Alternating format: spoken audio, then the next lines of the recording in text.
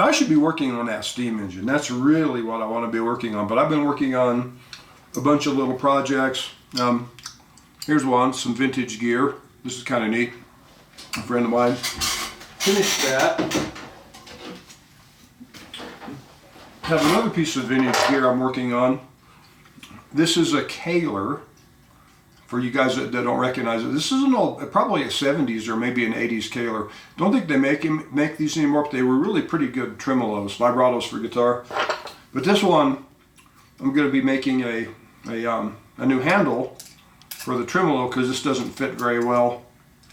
It's kind of rattly, and the guy that owns this guitar, he's doing some work on his guitar right now. Another little project. I also had to build a lumber storage area, huge. I mean, 22 by 11, big, basically a temporary building to hold a bunch of lumber. And so I've been really busy. Lost my Redbox job. I wouldn't call that being busy. That's just something that happened. I'm not too concerned about it. But because I did that for the time being, anyway, I went down. I needed to open an account at the bank, local bank, and so I took care of that, and I got a free gift that I don't know. There were a selection of gifts to get, but I got this thing. This is a 5 amp, 5 volt battery pack. Rechargeable little battery pack. You just plug it into any USB type 5 volt thing and it recharges. A little switch on the side, turns it on. Well, that's pretty cool, but I don't really have a big use for this. Although it's a generic charger, you can charge your phone with it or whatever. But I do have some other things that I would like to be able to charge or to run with this thing, and so I thought, well, I'm going to give this a try and see what happens. I'm going to turn this into a variable voltage battery, power source for any little gadget. And the particular thing that I want to run with this is a little Roland guitar amplifier. It's a tiny little thing. It's a cube, and it runs on 6 AA cells. And I'm thinking that's nice. It runs on 6 AA cells, but if I could get it to operate on this thing, then I would. I wouldn't have to buy 6 AA cells, right? I could just recharge this. So, and not only that, but if I can make this thing work for different things like metal detectors or whatever. Now, there may be issues with this. We'll see. So, in order to do this is a 5 volt output, 5 volt DC. I got a DC to DC converter.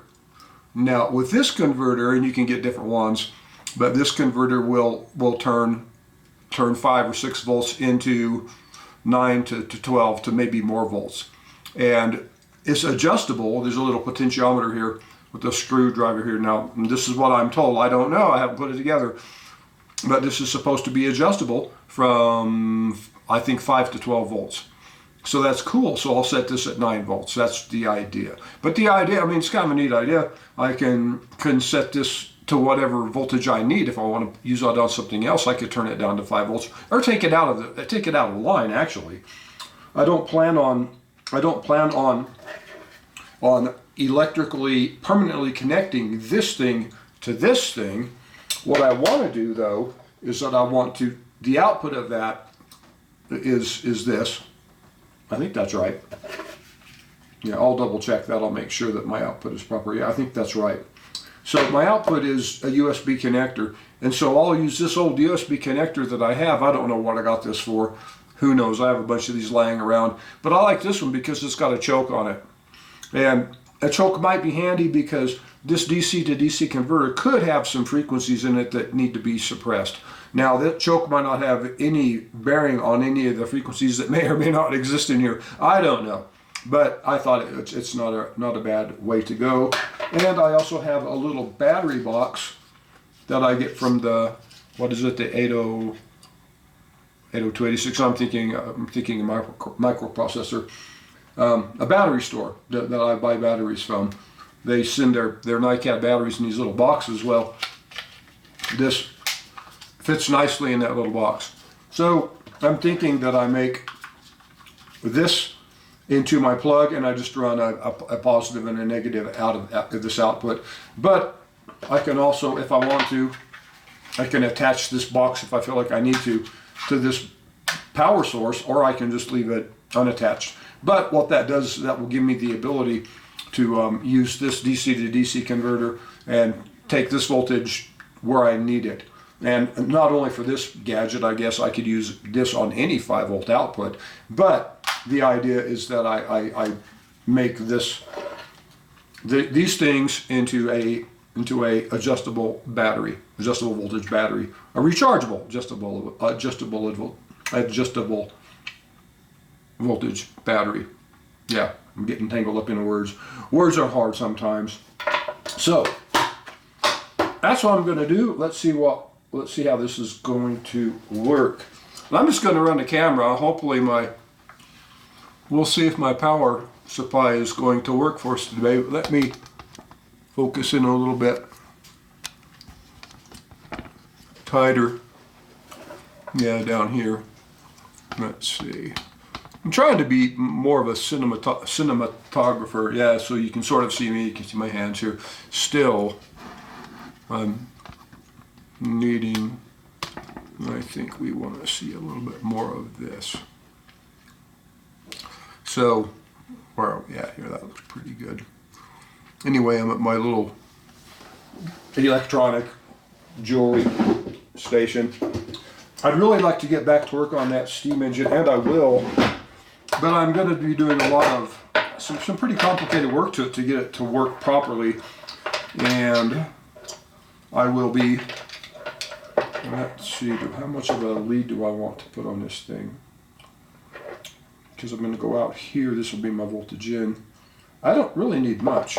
Let's do this way. Okay. So, I don't particularly need this. At the same time, I probably better keep it. Now, I love these.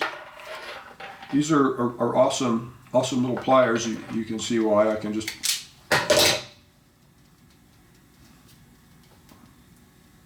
camera. There we go. So yeah, that looks good. This is quite a nice connector. I think that it's the proper connector for this job, considering that a DC, if I'm right about a DC to DC converter, the voltage is actually, well, if I'm right about it, maybe I'm wrong, but a typical switching power supply will turn your AC into DC, and then, well, first it will multiply the voltage, or it will actually amplify the voltage into, convert the voltage. That's what I want to say. It'll convert the voltage into a much higher voltage, and then it will change. It will drop it back down. But the reason that it does that, just to go from one end of the idea to the other real quickly, is that it allows you to make your DC output with less components, or smaller components anyway. So we've got some pretty small components here that otherwise wouldn't be that way. And that's the best explanation I'm going to try to put out there. So because of that potential high frequency, it might be that having a shielded cable would be a good thing. Of course, if the frequency is in the DC current, a shielded cable is not going to do you much good. I mean, a shielded cable is just a shielded cable, and it won't really protect from internal issues. Now, the choke might grab it, though. That choke might grab a high frequency, but that choke might also be set up to grab a different frequency. On the other hand, a lot of the power supplies, the 5-volt power supplies, I mean, they're basically switching supplies, and so they're probably looking at a similar frequency to this thing. If that thing leaks frequency, and if I was concerned about it, and I might do it, I can look at it on a scope and see if there's a frequency that this thing is putting out, if it's you know, kind of nasty. And it could be maybe this thing is going to generate some frequency, and I need to just put this in a Faraday cage, which means I could just coat the interior of this little box or the exterior with some aluminum tape or copper tape. So, but I mean, I don't even know if I need any of this. It's, you know, this is just one of these kind of impromptu things. It's not entirely impromptu, but it's not something that I planned on. I just got this power supply a few days ago and thought it would be interesting to give it a try. Now I'm going to assume that my red and black are my voltage, but I'm not sure. The drain, that shield could be the voltage too. I really don't know, but we'll find out shortly.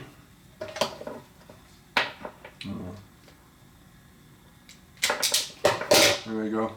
So all those have been,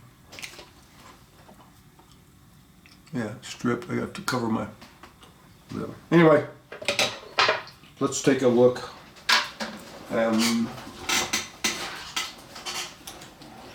Grab the voltmeter.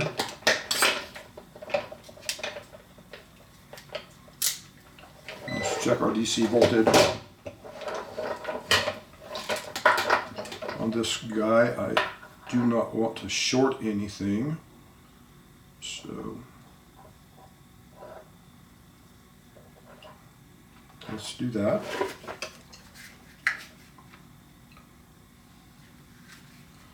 Yeah, I'm pretty sure these are my outputs.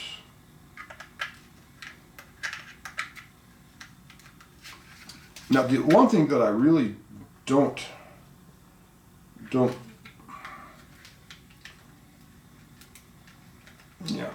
like about this gadget is that it's really hard to plug these in. On the other hand, if they stay plugged in,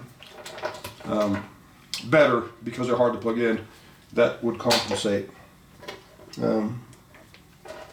So let's turn that light on. Okay, and let's just see if this ground has any.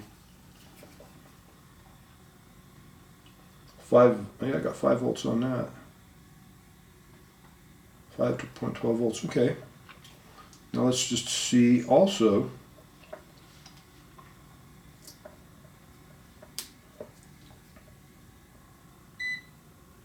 .13 volts. So I've got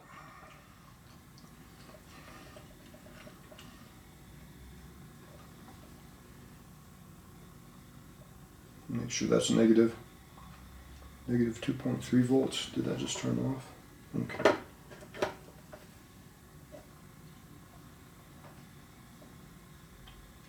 .11 volts.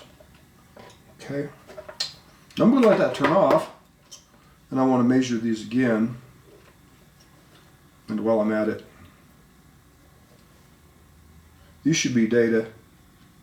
I don't think there's going to be any voltage on these. Well, we got 0.3 volts on the white.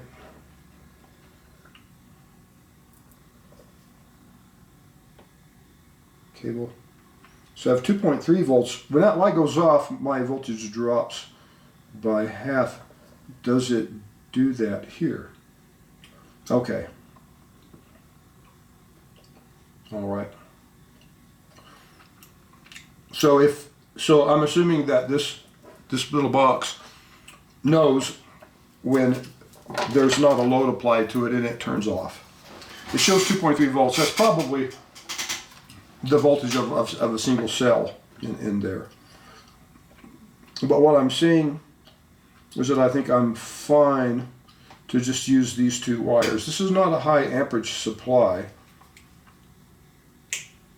I'm going to go ahead and chop those. And I'm going to grab, I will be back. I need to get some more wire. Got a little length of wire Now, what I'm seeing here is this. I'm going to need the voltmeter. This is pretty fragile. Well, actually, this needs to be contained, right? So we're going to contain it. This is pretty fragile. These little wires are pretty tiny. Now they'll carry the power that I need for the thing that I want to power. It's not so much power, but the issue is that if I try to pigtail these, this is a much thicker wire, and I may even change the wire. I may do a different thing. You know, what would actually be really smart to do, and I don't have the parts to do it, is that I could put like say a universal AC adapter. If you've seen one of those, I could get one of those, put the universal plug mounted in this little box, and then you could use all the separate little plugs to pick your power output. That's a neat idea, but I'm not going to do that. I'm just going to run a positive and a negative out, and I will find the plug I need to plug into that little amp. I know what it is, and I think I've got some around, but I have to go find them if I haven't thrown them out. I had a whole box full of little cutoffs from power supplies. Anyway, so yeah, that's what I want to do. So what I want to do is drill a couple holes in this box and run my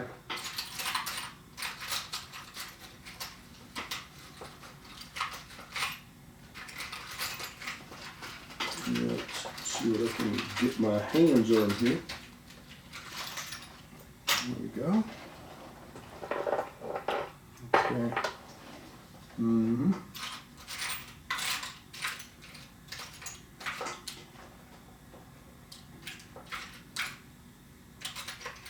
There is a burr. I'm just looking for the right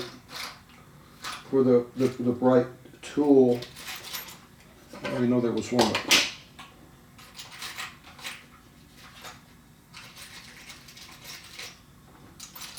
Yeah, that's what I want.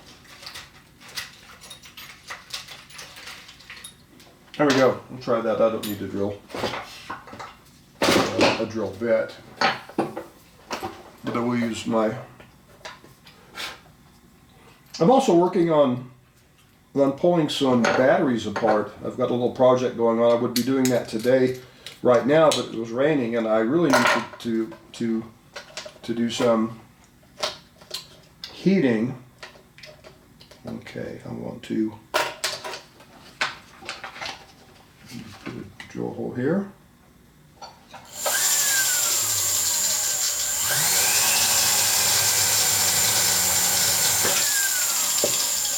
Okay.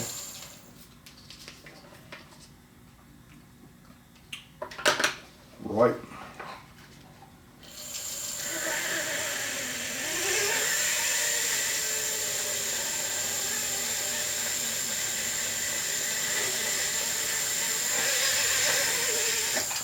Anyway, the idea behind doing it this way is that I can isolate my power connections. I can glue these wires in, and I won't have to worry too much about having a strain relief or anything on here, and I don't really need this thing in any other form. So I mean, I don't know what I'll, I mean, like I said, I'm not sure that I'll use it for anything, although I do have a use for it, a sense of use for it.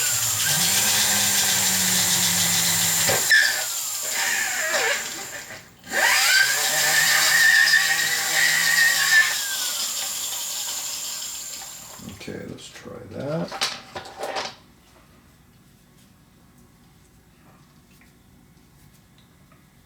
If you've done this before, you know that once you've stripped a cable like this, you pull the cover off of it, that it can be awfully hard to fit it through a hole. However, that wasn't too bad. So, all right, I like that.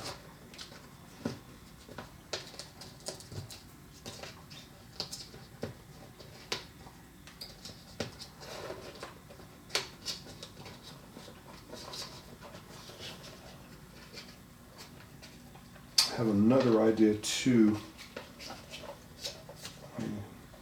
See if I can do this. If I can make them go around a tight bend in here, this might be a little bit harder to do. Let's see if I can get it done.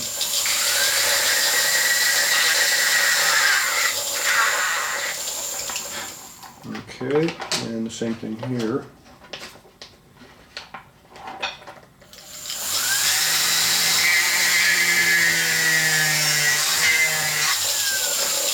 Okay. So I just made a couple of cuts which will allow me to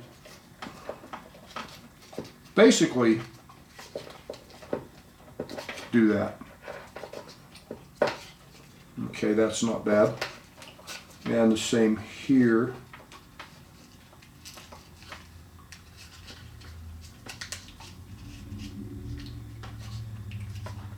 Alright, so I can work with that. It's a really heavy duty cord. Way too much cord, but I don't think I've got a lighter cord around here. This is an 18 gauge. It's quite a beast for what I'm doing here. However, I think we're okay.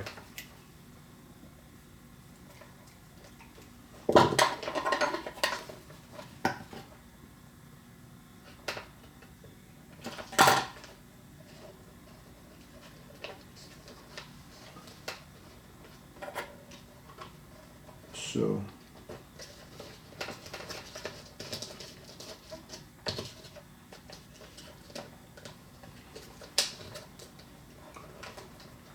I'm just kind of trying to set this thing up. Can you see what I'm doing? Let me a little bit. Okay, so I've cut a hole. I've got my wire here, got my wires here. I've got them reasonably decently spaced where I want them.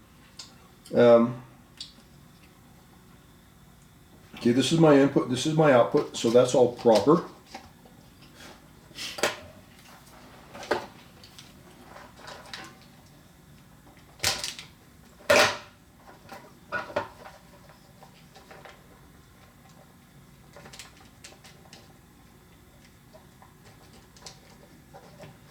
Now I'm just trying to trim the,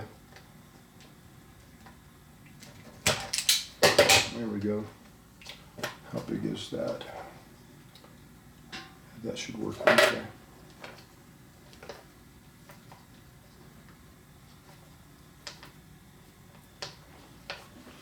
All right, and we're going to want to use the, I'm just going to use this drain. I'm going to pull the drain down.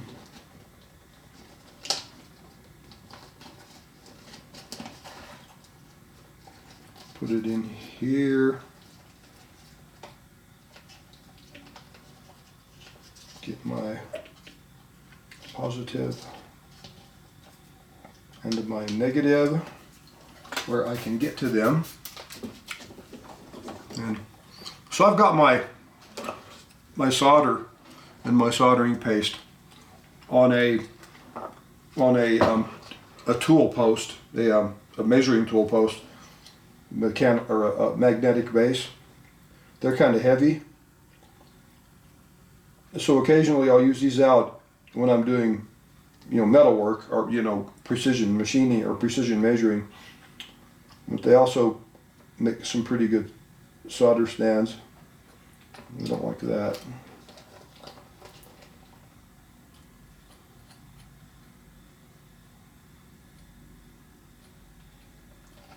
I don't want to put too much on here. I just want a little bit. Yeah. Just so they don't splay too badly. And that, well, maybe not.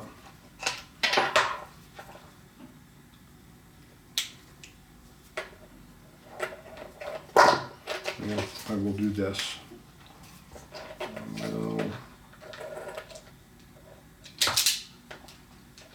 Chop out these ends. Okay. All right, I'm gonna grab I've got a hot glue gun. I'm gonna fire it up, so I'll get back with you. You know, when I'm doing a video, I try to film a lot of things. This is not too bad today because I don't have to move around too much. When I'm working with metal, I'm always moving around, or I'm getting a welder out. I'm doing a lot of things that make it really difficult for me to move the camera around.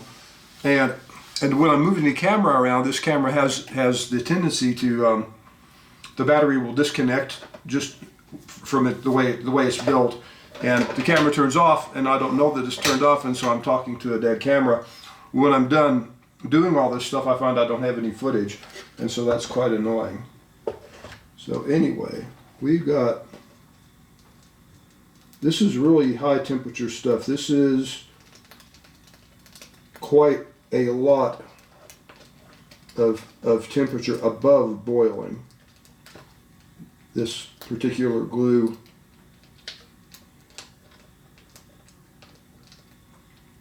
And I've used it extensively. Let me just pull over now like that. Okay. Now, and it is hot, man.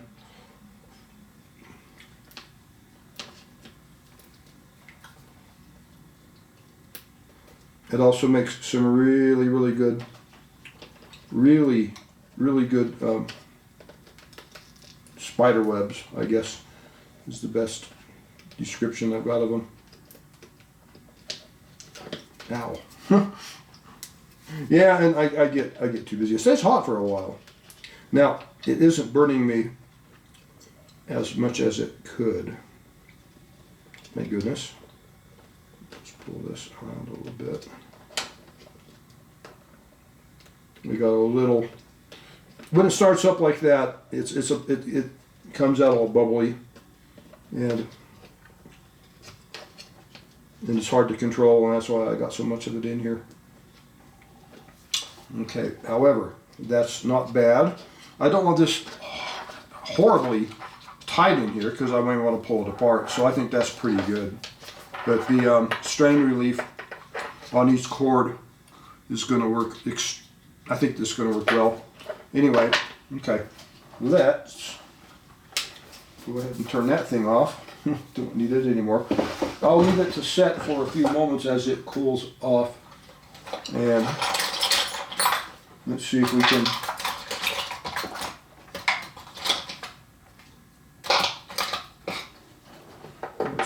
get the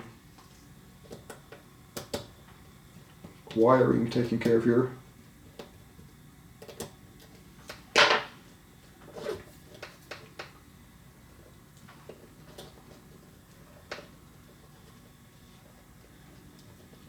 Now I'm going to bend that a little bit.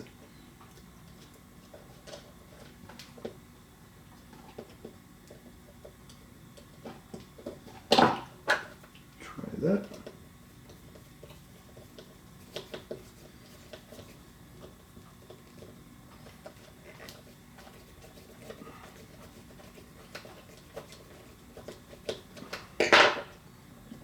All right.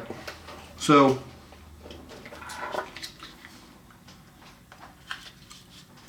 I've got these connections reasonably well. The smaller ones are going to be quite a bit easier.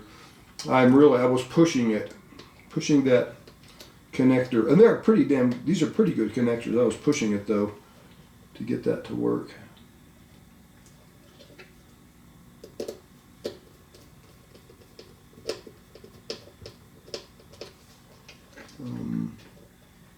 Note to self.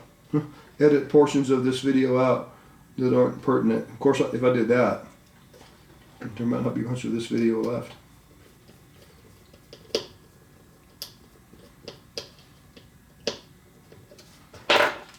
Okay, y'all. So there's my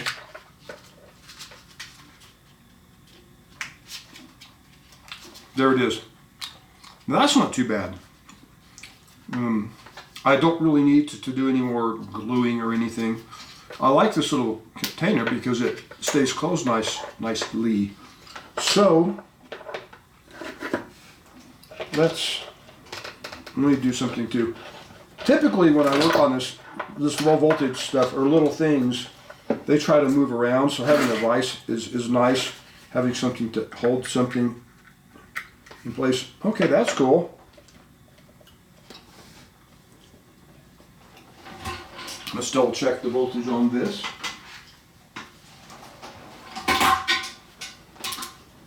It's DC.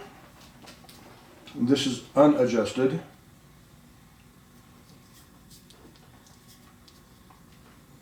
And the white stripe of this little duplex cord, okay, 21.45 volts. Wow, I didn't expect that.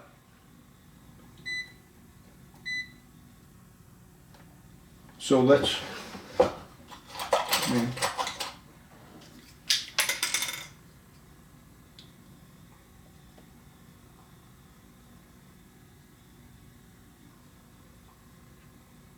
dropping it down.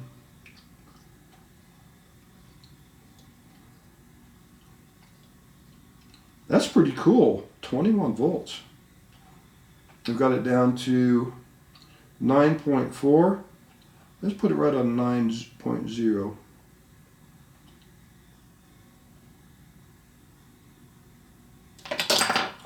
$8.98.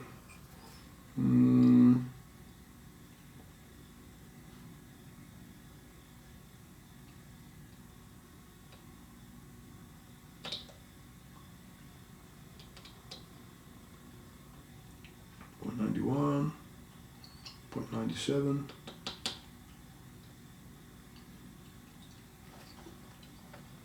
Now that's interesting. Why did it turn off?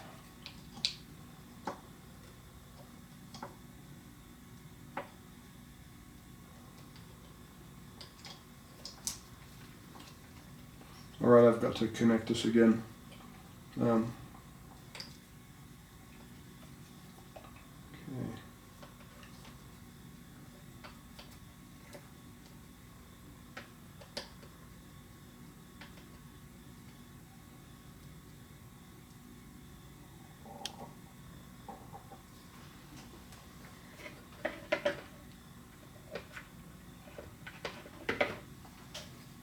Okay.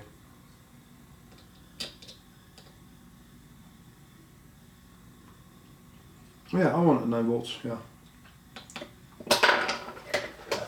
So,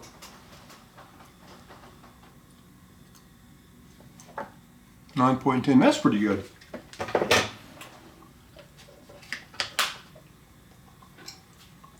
Now it might be that there's not enough of a load on here for it to keep that. We'll just have to see.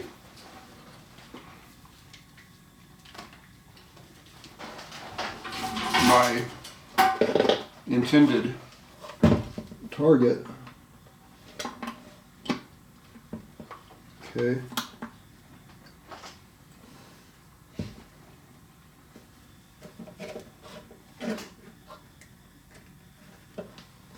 There we go.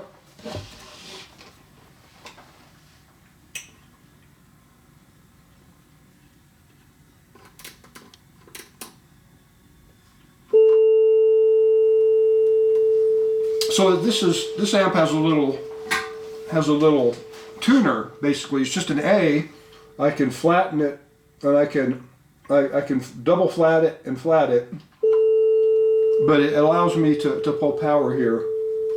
And if I turn my, let's go to stack. I'm just trying to make sure that the amplifier is pulling power, because I don't have anything plugged into it. So, let's just make sure this is going to work. So far, it looks pretty good. I believe, until it proves me wrong, okay, that this is voltage sensing, and so that it should stay connected while it's sensing that it's powering a circuit, which it is. Even when I don't hit that, you know, little tuning note, it's still powering the circuit, and it's probably going to continue working. But I'm paranoid, and this is a whole lot easier than going upstairs, grabbing a guitar and a cord and bringing it down here and plugging it in and then playing. And then if I play something that we all know, possibly risking a copyright strike on my channel. So I don't think I can get copyright struck for hitting the A, you know, the 440A. Yeah, this is working great, guys. It's doing exactly what it's supposed to be doing. And my camera's working. It did die once, but that's not bad. So anyway, let's just show you what we've ended up with. So this is my little, this is the power. And the cool thing about it, I can plug my cell phone into it. I can recharge my cell phone, but this gives me the ability to run 9 volts or up to, you know, I got 21 volts out of it. Keeping in mind, the higher your voltage, the lower your, well, it really doesn't matter. Power draw is power draw, right? So this is going to be less efficient than the batteries that I have in here. But right now, those batteries are bypassed, so it's good to see. Anyway, that, my friends, isn't too bad. This cost me, I think that cost me $4 and shipping, with shipping from eBay, for that little DC to DC converter. That cord was lying around. This was something I had lying around, and my little jack came from a 12-volt power supply that I typically cut the jack off anyway. Did I say? Yeah. What did I just say? I typically cut off the jack of those power supplies. Let me just rephrase that. And yeah. By the way, this is a hell of a little amplifier. I'm really impressed with it. I did some work for a guy, and same guy I'm doing the work for with a tremolo and whatever, and he gave me this amplifier. I used to have a little amp like this, but it's been a while. I had an electrosonics mouse, looked like a little monitor. I had that in the late 70s and early 80s. I wish I had it today, but I guess I don't wish it so much that I'm going to go buy an old one. But it was a fun little battery-powered amp, like this one. This has got a lot of cool features, by the way. This amp is pretty cool. And this is still old school nowadays. You know, most of the guitar players nowadays use looper pedals, and you know, they've got a very nice setup. I still like my old Fender amp. I think it's a nice amp. So I like the tubes. But anyway, y'all, wow, I didn't kill the power. So I'm going to call this a video. If you want one of these things,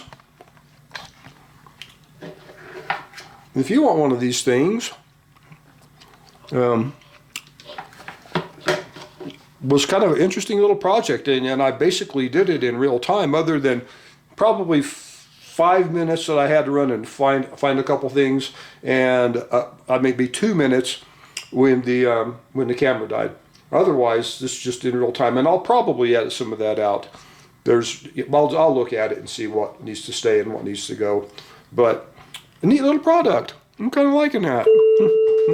Anyway, I will get back to that steam engine as soon as I can. I still have some things to do. I might be busy for a while, but I will get back to that steam engine because that's important to get that done. I have plans for it, for that design anyway. You know, that's a test engine. But so anyways, keep watching, and I will see y'all later. Bye.